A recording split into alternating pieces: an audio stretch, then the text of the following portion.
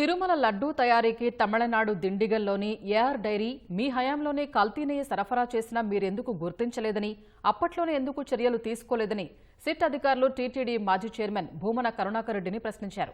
తిరుపతి అలిపిరి సమీపంలోని సిట్ కార్యాలయంలో సుమారు 2.5 గంటల పాటు భూమనను విచారించారు. టెండర్లు పిలవడం, ఖరారు చేయడం అంతా అధికారులే చూసుకుంటారని, తనకేం సంబంధమని ఆయన సమాధానమిచ్చినట్లు సమాచారం. తిరుమలలో లడ్డూ తయారీకి కల్తీ నెయ్యి సరఫరా కేసులో కీలక పరిణామం చోటు చేసుకుంది.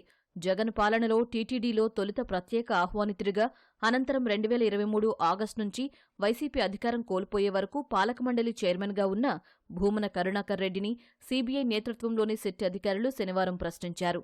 తిరుపతి సిట్ కార్యాలయంలో సుమారు 2.5 గంటల పాటు ఆయనను విచారించారు. 2020లో టెండర్ నిబంధనలను సరళతరం చేయబట్టే అర్హత, సామర్థ్యం లేని డైరీలు టీటీడీకి నెయ్యి సరఫరా చేశాయని, అప్పట్లో ప్రత్యేక ఆహ్వానితుడిగా ఉన్న మీకు దీనిపై సమాచారం ఉందా అని సిట్ ప్రశ్నించింది.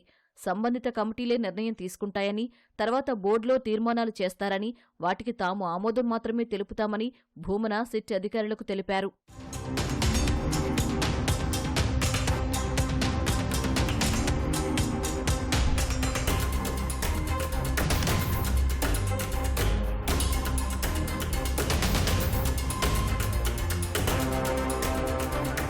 కోట్లాది మంది భక్తుల మనోభావాలతో ముడిపడిన వ్యవహారం కాబట్టి నెయ్యి సరఫరా చేసే డైరీల ప్లాంట్లను సక్రమంగా తనిఖీ చేస్తున్నారా లేదా అని చూడాల్సిన బాధ్యత మీపై ఉంటుంది కదా అని సిట్ అధికారులు భూమనను ప్రశ్నించారు.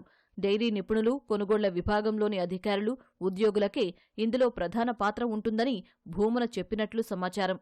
ఏఆర్ డైరీకి టెండర్లు కట్టబెట్టాలని మీపై ఎవరైనా ఒత్తిడి చేశారని ప్రశ్నించగా నిబంధనల ప్రకారమే వ్యవహరించి ఉంటారని చెప్పినట్లు తెలుస్తోంది.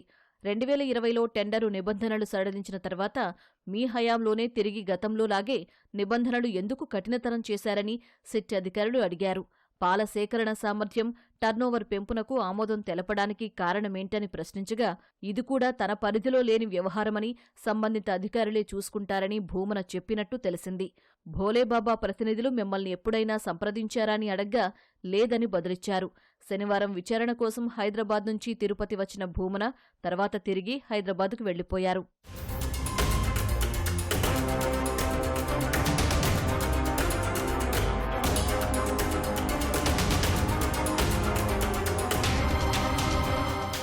మరోవైపు కల్తీ నెయ్యి కేసులో ప్రమేయం ఉండి ఇప్పటికే ఛార్జిషీట్లో నిందితులుగా ఉన్న ఉద్యోగుల ప్రాసిక్యూషన్కు అనుమతి ఇవ్వాలని సిట్ అధికారులు గతంలో టీటీడీని అడిగారు. ఇందులో 4గురిని ప్రాసిక్యూషన్కు అనుమతించారు. వారం 10 రోజుల్లో మిగతా వారికి సంబంధించిన ప్రక్రియ కూడా పూర్తవుతుంది.